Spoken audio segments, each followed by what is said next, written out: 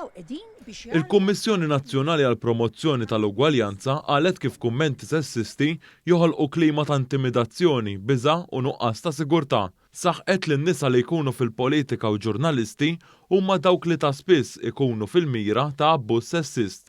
F'kummenti ma' dan l-istazzjon l-għad tal-kummenti ta' Godfrey Leone Ganado l-insulta ġurnalista li kien tistaqsi lill-kap tal-Oppożizzjoni Bernard Grech, il-Kummissarju tal-Kummissjoni Nazzjonali għall Promozzjoni tal-Ugwaljanza, Rini Lajvira, espremit ix-xokk għal kummenti bħal ta' Ganado speċjalment ftit jiem wara li ġiet ċelebrat Jum il-Mara. Inti xokjata bil-fors għadu kif għadda Jum Internazzjonali tal-Mara. Għamilna dawk l-attivitajiet kollha biex nqajmu kuxjenza dwar il-bżonn tan-nisa biex jipparteċipaw kif għaddew fil-Covid, kemm batew iktar mill-irġiel minħabba l-Covid. Jiġifieri ma kienx assolutament f'postu f'waqtu. Jekk qatt ikun. Lil-kap tat-taqsima tal-aħbarijiet tal-Istazzjon Nazzjonali, Godfrey Leone Ganado, li appoġġja bisħieħ lil Bernard Grech u l-fazzjoni ta' Simon Busuttil, għalilha kemm misħuna.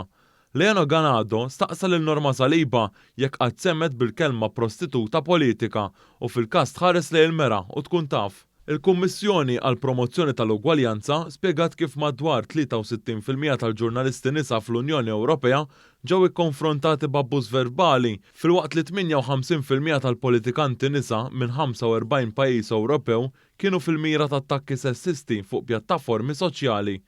Intqal ukoll kif diskors bħal dan ikabbar l-inugwaljanza bejn is-sessi hekk kif ixekkel il-parteċipazzjoni sieħa tan-nisa fil-ħajja pubblika.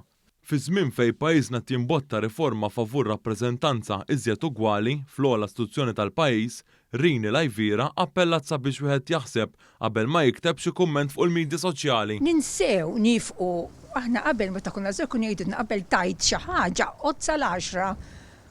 Illum għandna bżonn noddu sa mija qabel nikdbu xi ħaġa. Għaliex jibqa' hemm dak li nikdbu jibqa' u jista' jkun li dak li jkun qas ikun qed jirrealizza kemm qed jagħmel deni. Kemm qed jagħmel deni mhux il-biss dik il-persuna, lill-familja tagħha, lill-bibta, lin-nisa oħra, lis-soċjetà kollha. X'finalment is-soċjetà għandha bżonn il-partiċipazzjoni tan-nisa u tal-irġiel. Il-Pulizija ikkonfermat ma' dan l-istazzjon li l-Pulizija tinvestiga dan il-każ ta' Leone Ganado li jaħdem ukoll fid-ditta legali tal-kandidat nazzjonalista Joe Giglio. Godfrey Leone Ganado mhux l-ewwel darba li uża l-kelma prostituta biex jgħid lil xi mara li ma jkunx jaqbel magħha. Il-qorti żammet fost oħrajn lil Leone Ganado responsabbli ta' kliem dispreġġjattiv u malafamanti fil-konfront ta' Rosien Kutajjar. Lil Rosien Kutajjar, Leone Ganado kien għajjara aħba u weħelt minn 100 euro apparti spejjeż tal-qorti. Riżultat ta' sentenza tal-qorti kien spiċċa sar crowdfunding, jiġifieri ġabra online biex Ganado jħallas għad-danni. L-insulti u t-tajjir dispreġġjattiv ta' Godfrey Leone Ganado kienu diversi, iżda finalment huwa faħħa lil Bernard Grech li sejjaħlu Ferrovija Ferrari.